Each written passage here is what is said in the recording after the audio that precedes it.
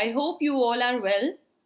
Let's start this class of Indian Contract Act 1872 with another topic that is related to lawful object and consideration. You all know that अगर हमारे contract का object कहीं ना कहीं if it defeats the provisions of any law, then that contract is voidable. Void. That contract is complete void. We cannot enforce it at all. अगर किसी भी act या किसी कानून के किसी भी प्रोविजन के अगेंस्ट हमारा ऑब्जेक्ट होगा या हमारे कॉन्ट्रैक्ट की कोई कंसीडरेशन ऐसी है, देन उस कॉन्ट्रैक्ट को हम एनफोर्स नहीं कर सकते. इसी के बारे में आज हम इस पूरे सेशन में समझेंगे my dear students. It's now the second to third topic, I think, related to lawful objects. So if the object or consideration of an agreement ऐसे नेचर की है कि अगर हम उस कॉन्ट्रैक्ट को परमिट कर देते हैं या उस एक्ट को अगर हम परफॉर्म करें, then it would defeat the provisions of any law.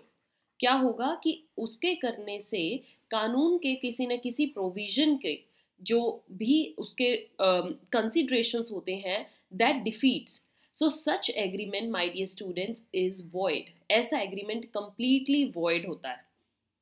Certain acts may not be expressly forbidden. Here it's may. Okay? कुछ acts ऐसे होते हैं जिनको expressly forbidden by law नहीं किया गया है, but अगर उनका result ऐसा है perform करने के बाद that if they result in circumventing any law, they can not be encourage. हम उनको ना एनकरेज कर सकते हैं, ना एनफोर्स कर सकते हैं, ना परफॉर्म कर सकते हैं. तो आपको इसी में ही सारा ये मैटर समझना होगा कि आपके कॉन्ट्रैक्ट का अगर कोई भी ऑब्जेक्ट या कंसीडरेशन ऐसा है that it would defeat the nature, if it permit defeat the provision of any law, or it circumvents or its express not expressly forbidden, then हम इसको क्या बोलेंगे? They it can not be enforced or encouraged. Next is in order that an action is bad on the ground that it would give effect to what is forbidden by law. कि अगर आपको जिस चीज से मना किया गया है अगर उसको परमिट कर दें तो कहीं ना कहीं जाकर वो किसी कानून, किसी एक्ट, किसी लॉ के एक्ट को फॉरबिड करता है, then it is necessary that the subject matter of the litigation itself be forbidden by law. What's main thing here is given my dear students. इसके क्रक्स को थोड़ा समझिए. क्या बोला गया है कि आपका पूरा कॉन्ट्रैक्ट है, जैसे उस कॉन्ट्रैक्ट का जो मेन थिंग है दैट इज सब्जेक्ट मैटर. अगर उस सब्जेक्ट मैटर को हम परफॉर्म करेंगे या उस पर वो कॉन्ट्रैक्ट एक्ट करें, तो वो जो सब्जेक्ट मैटर है वही उस एक्ट को फॉरबिड करता है. It is against the provisions of any law. तो हमें उस सब्जेक्ट मैटर को पता लगाना है. मेन आपको जाकर कॉन्ट्रैक्ट के सब्जेक्ट मैटर को देखना. अगर सब्जेक्ट मैटर है against bad on the ground, then आप उसको क्या कर सकते हो? कॉन्ट्रैक्ट को बोल सकते हो it is against the law या it defeats the provision of law and we can not enforce it. अगर सब्जेक्ट मैटर आपको लग रहा है वैलिड है और करने से किसी प्रोविजन के अगेंस्ट कोई बात नहीं होगी, देन उस एक्ट को या उस कॉन्ट्रैक्ट को परफॉर्म होने से फिर कोई रोक नहीं सकता. Let's understand this statement through a case in Abdul जबर वर्सेस अब्दुल मुत्तलिफ. अब्दुल जबर एंड अब्दुल मुत्तलिफ में क्या था? जो प्लेंटिफ है who was residing in Malaysia, वो वहां से कुछ पैसे भेजता है. Plaintiff money to the defendants in India. India में लोग हैं उनको पैसे भेजता है through unofficial channels. Okay, not directly but taking other ways उस पैसे को इंडिया में पहुंचाने के, जो कि फेरा के एक्ट है. फॉरेन एक्सचेंज रेगुलेशन एक्ट है ना हमारा. तो फेरा के अगेंस्ट जो फेरा के प्रोविजंस हैं, उन प्रोविजंस के अगेंस्ट जाकर वो जो प्लेंटिफ है मलेशिया से अपना पैसा इंडिया में भेज रहा है. इतना समझ में आया? अब क्या होता है, जो मनी आ रही है इंडिया में, that money was utilised for the purchase of a site. उस पैसे से एक लैंड या एक जगह खरीदी गई है and the construction of rice mill is now there on. ठीक है, वहां पर अब एक राइस मिल कंस्ट्रक्ट किया जा रहा है, वो प्लेंटिफ कंस्ट्रक्ट कर रहे हैं.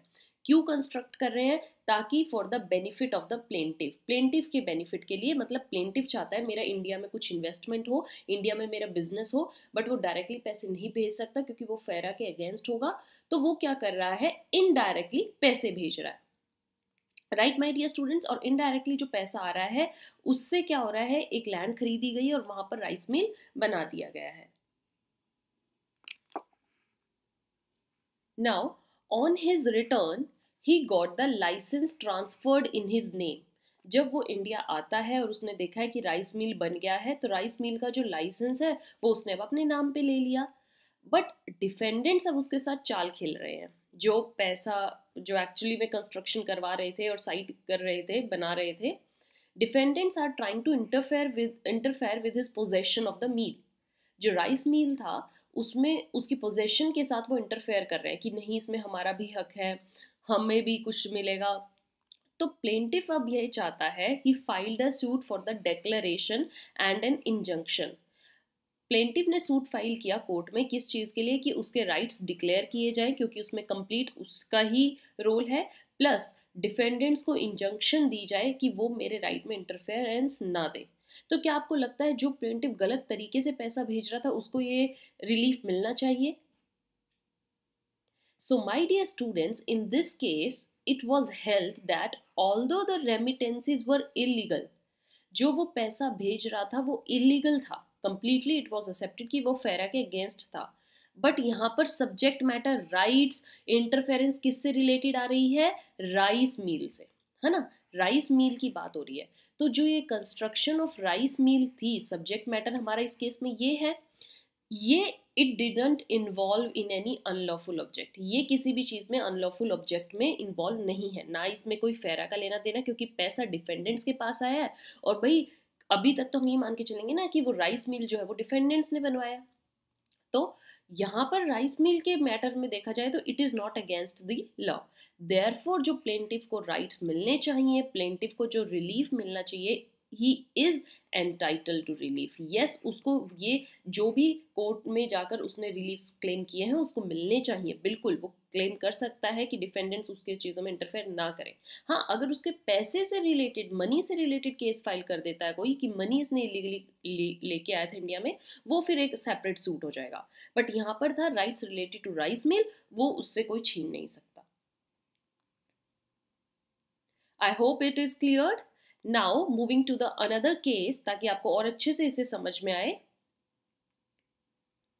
इन राम सेवक वर्सेस रामचरण, इस केस में क्या था, an agreement between the partners of a firm, firm के दो पार्टनर है, पार्टनरशिप में बिजनेस कर रहे हैं, और इन्होंने एग्रीमेंट किया that to conceal the income to avoid income tax. दोनों अपनी इनकम को डाइवर्ट कर लेते हैं या छुपा लेते हैं, कंसील कर लेते हैं ताकि हमें इनकम टैक्स ना देना पड़े।